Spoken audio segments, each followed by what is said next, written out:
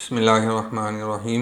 मेरा नाम professor doctor हाफिज़ शहजाद अशरफ है। शहजाद हॉस्पिटल लाहौर में as urologist and kidney transplant surgeon के तौर पर अपनी खिदमत अंजाम दे रहा हूँ। आज का मौजू जो है बहुत अहम है, जनरल पेशेंट के लिए मौजू है आज का मर्दाना कमज़ोरी, इसके वजूहात, इसको मैनेज कैसे किया जा सकता है, इस पे हम डिस्कशन करेंगे आज। सबसे पहले हम मर्दाना कमज़ोरी जो है उसकी वजूहात पर हम थोड़ी रोशनी डालते हैं। मर्दाना कमज़ोरी की जो वजह हैं उनमें सबसे अहम blood sugar, blood pressure, anxiety सबसे मेजर जो वजह है ना, एंजाइटी, डिप्रेशन, टेंशन, परेशानी ये हैं। और जो लोग स्मोकिंग करते हैं, अल्कोहलिक्स हैं, ड्रिंक करते हैं, किसी न किसी किस्म का कोई नशा करते हैं, उनमें ये जो देखा गया है कि मर्दाना कमज़ोरी के मसाइल ज़्यादा होते हैं। कुछ लोग ऐसी बीमारियां हैं जो कि एक लंबे अरसे के लिए चल रही होती हैं, जिसमें हार्ट के प्रॉब्लम है, किसी को ट्यूबरकुलोसिस है जिसको हम अपनी ज़बान में क्रोनिक इलनेस कहते हैं, यानी उनके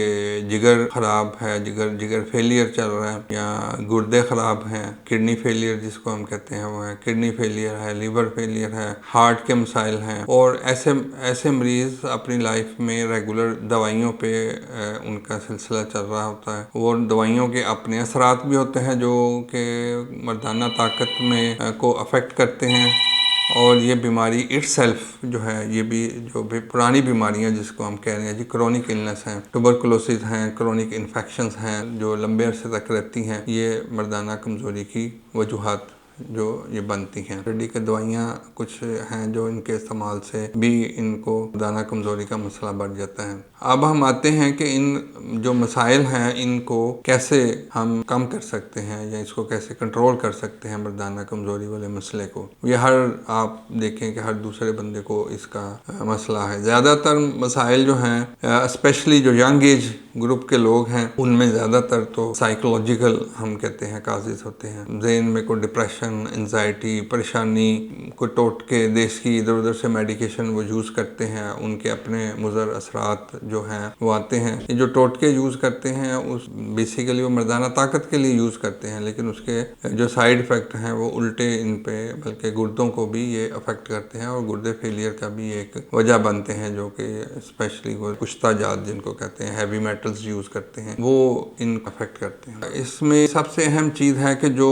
फैक्टर है, कॉजेटिव फैक्टर, जो रीज़न है, जो वजह बन रही है, उसको हम कंट्रोल करें। अगर डायबिटीज़ है, डायबिटिक पेशेंट है, डायबिटीज़ को कंट्रोल करें। अगर उसको ब्लड प्रेशर है, ब्लड प्रेशर कंट्रोल करें। उसको अल्कोहलिक्स है, उसको ख़त्म करें। स्मोकिंग कर रहा है, उसको ख़त्म करें। टेंशन, एंजाइटी, डिप्रेशन वाले एलिमेंट को कंट्रोल करें। हेल्दी एक्टिविटीज़ करें अपनी लाइफ में, एक्सरसाइज, वॉक और रिलैक्स लाइफ को करने की कोशिश करें और मॉर्निंग वॉक करें।